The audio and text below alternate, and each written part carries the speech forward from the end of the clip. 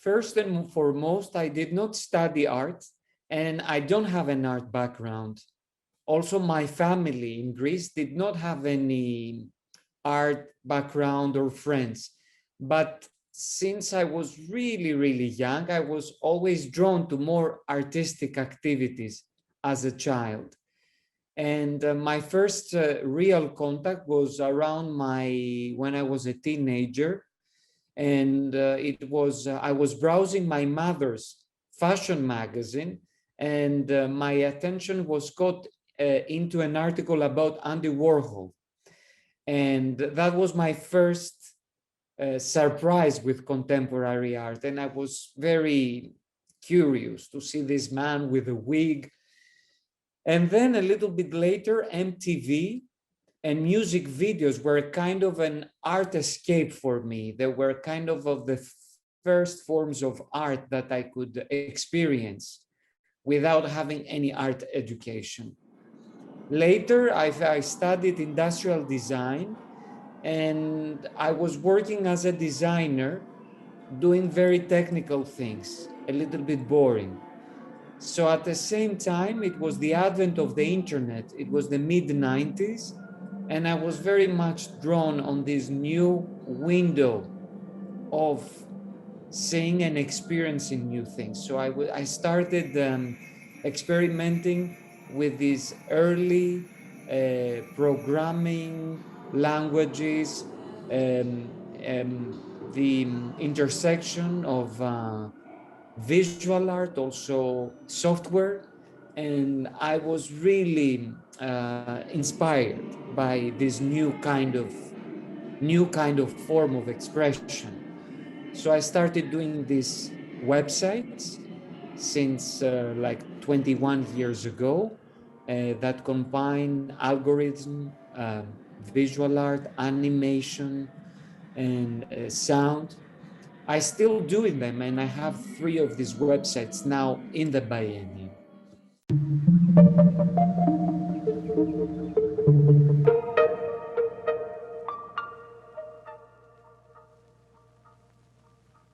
I grew up in Athens, Greece. I don't know if you ever been there, and there is the Greek ancient history, of course, has influenced a lot my work, obviously. From my digital work to my quilts, there is a strong rooted Greek mythological symbolism. And we have a lot of pagan and kind of shamanistic culture. Even I'm not religious at all, but even if a contemporary Christian Orthodox Church in Greece has a lot of pagan traditions rooted from the ancient Greece. And so there is a lot of influence through all these things. I grew up as a child, and also Greece is a very beautiful country. So there is the culture of the water. The water is a very strong element, and there are many metaphysical notions of the connection of water, of traveling, time traveling. I mean, there are even in the ancient Greek literature, there are science fiction texts that they were speaking about intergalactic communications, about communication with extraterrestrials, or some very interesting technologies that even now they sound very visionary and interesting. but also the mainland, which is very underrated, is very important place to visit, the mountains. I can see there is the mountainous part of Greece is very similar with South Korea. The vegetation, the way the rocks, it's very similar. So last year when I went to this convent, we went with Daphne, Natasha, and some other artists as a first research trip. I felt like I was in a mountain in Greece, where actually I'm gonna spend my holidays, and I really felt like home also.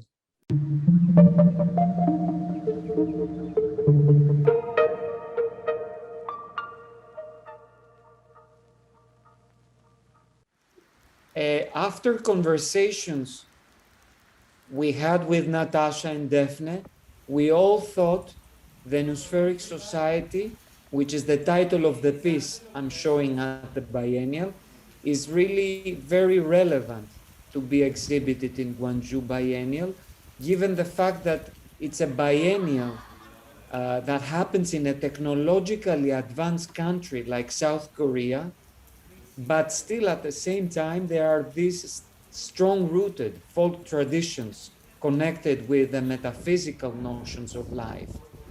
There is a strong tradition in shamanism here, and there is a cross-cultural, spiritual backgrounds here. So I thought that would be the most relevant thing to do, to create an immersive installation that will have different media, such as websites, quilts, and all of them contextualized with rituals that we will also do virtual events and rituals at the same time. It's very important now with Corona times.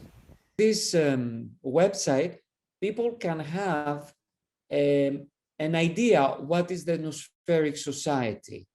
There are on the top, there is about, contact, there is the Techno-Shamanist Art Manifesto, there are the websites, but still also these websites, they don't exist live yet. Everything will go online on the 25th of February. So when you broadcast this video, everything will be online and people can also go live and check them out. And there is also an explanation about the quilts. The Nusspheric Society did many things together. It's rituals, quilts, elixirs. And yeah, I have also videos with a shaman. I had an initial conversation with her, so it's there. It's right here. There is a video. She basically did like and the internet, for example, virtual divination. What we are doing right now. We met online, and then she started scanning me and saying different things about my persona, about my life, about health issues also. This video is a bit edited because at some point she shared many personal things that I should not have them public. But there is we spoke for hours, so this is half an hour. It's an edited version. And more down, there is it's an extract of the ritual I did here the first time I came in Gwangju. And there are also some other rituals related with the Nusspheric Society that I do in different places. And there is also a virtual ritual I did that we used our phones and our computers as consciousness tools to bring us more mindful, that can make us more mindful than distracted than we are now. And yeah, there is plenty of things I'm working on now, and there is it might be also like a live section where I can do things like that. I can go virtually and we could do some online rituals whenever there is the time.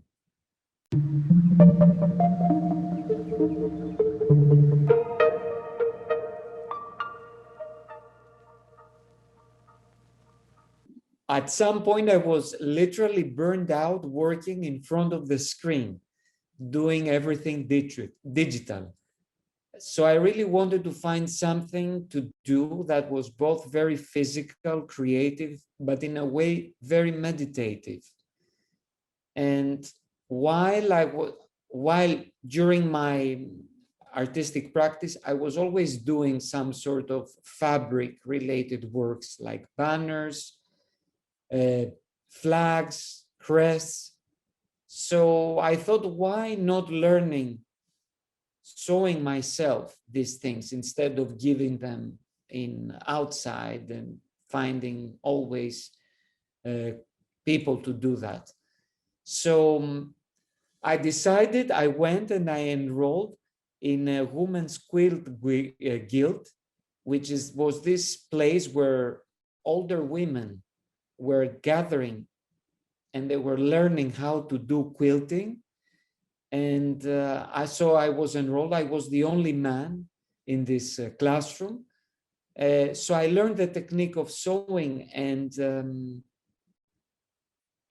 I was also interesting because quilting, when you do these works and you put the padding, they become more sculptural in a way, and they added they have this layer and they become kind of more interesting, and the idea also of comfort that the pillow and the padding is giving you. At the same time, I find the process of constructing a quilt the same as working with a piece of code that I use for my online work and my websites. A quilt, also like a website, are pieces made from smaller pieces to form a whole. Also, quilts are connected with gender, race, identity, and community, especially in the United States. The African American community were doing quilts as a way communicating with each other. They created forms of communities, of freedom, of identity, and there is a lot of political history around them. So now the way I do them, I also use these fabrics that they block electromagnetic radiation. It's these orgone fabrics, I call them, inspired by the philosophy of Wilhelm Reich. And this is a whole new chapter of parascientific philosophies and practices. So I use all these ideas in one thing, and at the same time, this practice makes me more mindful, more, I don't work all the time in front of a screen, and it's kind of refreshing.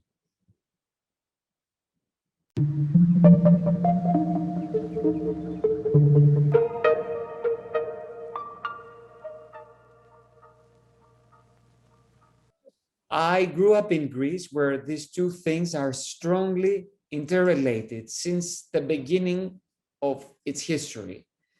Greek ancient history, even now more contemporary, it's very much related. Spirit and nature, they always go together. And many of the most beautiful storytelling, from mythology to things we have archived in our history, comes from the unification of spirit and nature. For example, the oracles of Delphi, the rituals for goddess Demetra, the goddess of agriculture and fertility, with the rituals in Elefsina. Nature, from thousands of years, is the only super sensory entity in the world that is pure. but not Puritan. It's the only moment when we go in a very beautiful setting in nature. It's the only moment we come in a realization with our body as size in this world. So a visit to nature is always a very mindful action for me. And I think even nowadays that we are kind of remoting ourselves. We live in big cities. We are very all the time close to technology. We need to spend time in nature. And we need to live in harmony with nature, combining more mindful technologies, both contemporary and ancient, like sacred geometries, geology, ecology, astronomy, even astrology. I think this is, we are, even now with coronavirus and the pandemic, all these things are being reconsidered now. We put them in the microscope and we just accelerate our proximity with nature.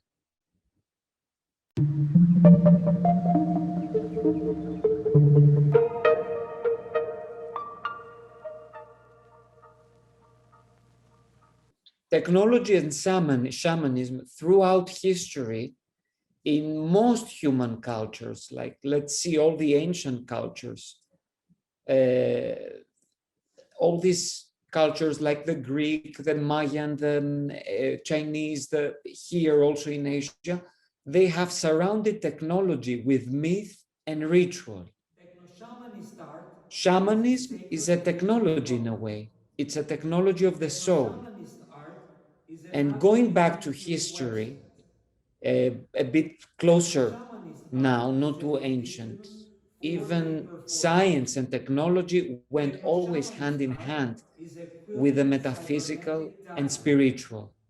For example, in the late Victorian era, in Europe, in the 60s in California, we witnessed new spiritual movements that have embraced new technologies, and they have been inspired by new inventions of mass communication, new ways of relating with each other, and technology was a main tool, like the radio, later computers. So now with the internet, we live even something bigger than that, because we live so much. We have always a smartphone next to us. Can we imagine our lives living only offline, not spending any time on the internet? No, that's impossible. So this state of life brings new superstitions and new storytellings, new spiritual codes, new values. I will tell you very briefly an example. In Mongolia, shamans, nomadic shamans, they live in the mountains. They are only dependent only on technology. They don't have any personal belongings, maybe just their tent. So they move around and they only have cell phones and solar panels. So you can see how these two things are always coming together. Even like at first glance, you think they are two opposing things. These are always things that they come together.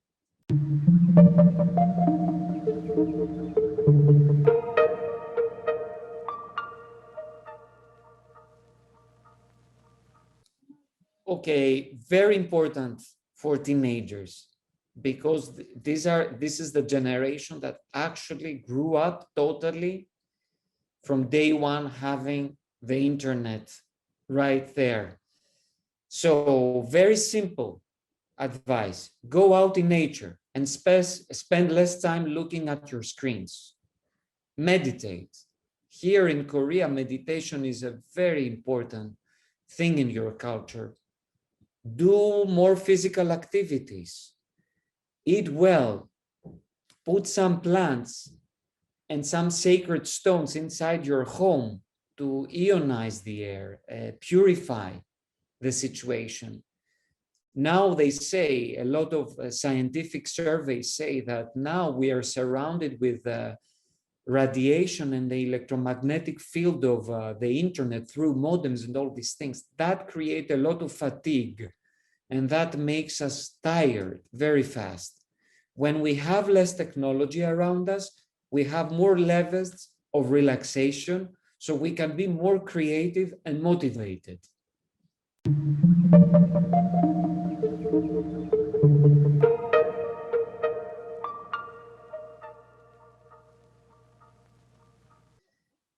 There are few projects now that, because of coronavirus, they are kind of, we don't know when they will happen, but for sure the next one is a project that is being printed actually right now. It's a book, which is about a project I'm doing almost every year now, called Experimental Education Protocol, which is a gathering between artists and curators that happened. This version that we do the book happened on a boat in the Aegean Sea in Greece. In this gathering, we expanded the idea of open air education, exploring spontaneous workshops inspired by the beautiful islands we came across on our way. We were on a private boat, so we were going from a very, very remote island of Greece called Castellorizo all the way back to Athens. So every day we were stopping in different uninhabited, but also islands that they have villages and stuff. So each one of these participants that I invited, they were improvising workshops that they were based on the idea, some sort of inspiration of the specific place, any kind of idea that they will have. So we created a lot of material through this gathering, and this material is taking the form of a book, and it's been published now in Italy. And that will come out, I think, in April. And this project actually, this is how I met Natasha. We worked for Documenta 14, and I was doing experimental education protocol in Delphi, and Natasha was also working at that time for Documenta, and we collaborated in this installation that came after the actual residency.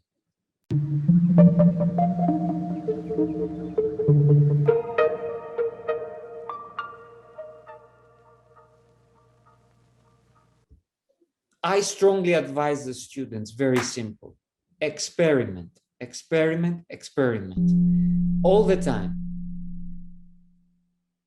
You should never take anything for granted that art history is teaching you. Go on your own. Struggle, find new ways to communicate with the unseen and things that we find connect the dots between things that are not really visible right now.